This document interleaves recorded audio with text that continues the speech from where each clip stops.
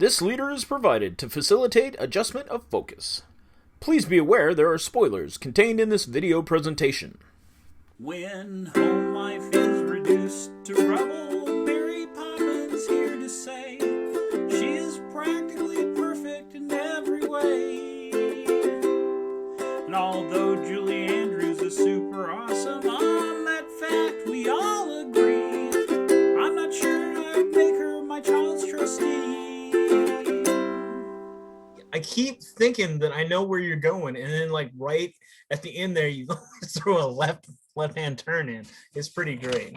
Mary Poppins was released in 1964, directed by Robert Stevenson. It won the Oscar for Best Actress, Editing, Visual Effects, Song, Chim Chim Tree, and Score. Nominated for Best Picture, Director, Screenplay, and Music, Cinematography, Art Direction, Costume, and Sound, and it won the Golden Globe for Best Actress.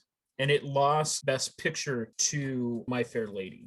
I did not hate this as much as Chloe did. Chloe likes musicals. Never judge things by their appearance. Yeah, it's okay. I didn't mind it too much. It was easy to follow. Although there were a lot of random things, which I totally get because they're putting the animation with live action was kind of a newer thing, and they're like, hey, we can do all this kind of stuff. But why would you wanna?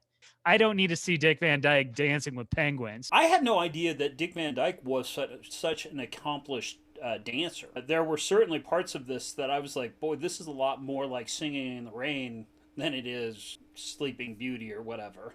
They go into this painting world so they can go out on a date, and the kids just go off for like 20 minutes to go look for the carousel or something, and you never see him again.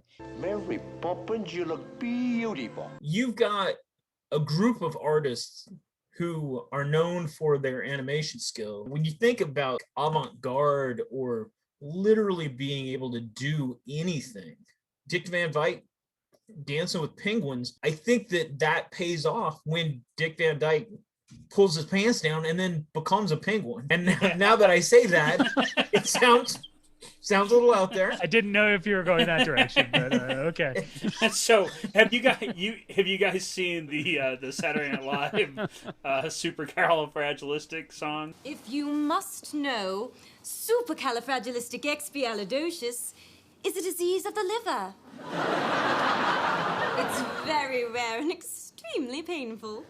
Is it contagious, Mary Poppins? Yes. But only for grown-ups. What does that mean? How do I explain it? Hello, everyone! Oh, easy, children. I got one heck of a stomachache. Must be your cooking, Mary Poppins. I still thought Dick Van Dyke, I know he's an American icon, but I just thought his act was a little much. He's playing the foil for Julie Andrews. It's strange, but she's so straight-laced for being a mystical creature, you know? She's a witch. But, okay, so the funny thing about Mary Poppins is that she's really tough, but always likable. I am kind, but extremely firm. She's stern and strict, kind of like the dad, except you end up loving her, where the dad does the same kinds of things and he's not favorably looked upon. She can always be coerced into stuff. When they were doing the laughing thing, she's like, Jane, don't you dare. You'll only make him worse. and then all of a sudden it's like, Oh, well, if I must, I must.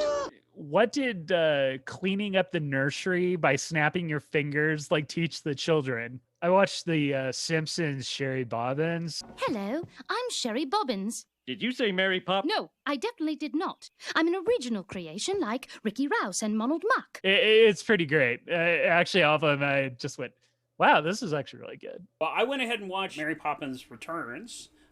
Lin-Manuel Miranda, freaking great. Nice to see you, Jack. Good to see you too, Mary Poppins. Dick Van Dyke, his cameo in it, I thought I've got a few steps left in me. was very good and very timely. But nothing comes close to Angela Lansbury. She was terrific. Why don't you go first, sir? Me? Those days are long behind me. I don't think I've held a balloon since I was a child. Then you've forgotten what it's like To hold a balloon. to be a child. Both of these were so much longer than they needed to be. I mean, because I think both of them ring in at 2 hours and change. So Bert breaks the fourth wall, Oh, it's you. Hello. like right out of the gate. And that never comes up again. They do a lot of bad keys with reverse motion. You've got a fox that says, Faith and Begorra, 'tis him red course again. One of the father, I mean, for him to be singing about just how he wants his like slippers. My slippers, sherry and pipe are due at 6:02. Consistent is the life I lead. God, this song is really catchy. I just found out the best part this morning. Okay, you guys remember the nanny that quits right at the beginning? I've done with this house forever.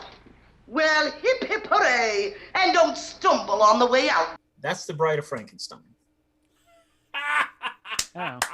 And I'm like, all of a sudden, that's the best part of that movie. I don't know. Did you catch his English, Scottish, Bostonian accent? Can't put me finger on what lies in store. I feel what's to happen. All happened before. So much has been written about how terrible his accent is in that movie. The question is, was that worse than Robin Hood, King of Thieves, where you have an accent for a little while and then you just totally don't bother anymore? No ukuleles. No ukuleles. No, but no. kazoo and concertina.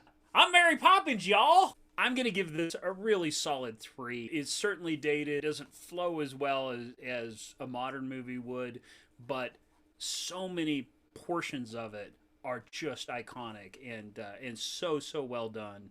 As, you know, it's a Disney movie. Of course they're well done, but yes, a really solid 3. I would also go with a 3. I think the performances for a fantasy story are so true and realistic for that character in that situation. 3 all day long. I'd give it 3. It's still a really charming movie. It was a good, solid movie. It was just really charming. And so I give it 3. It's over!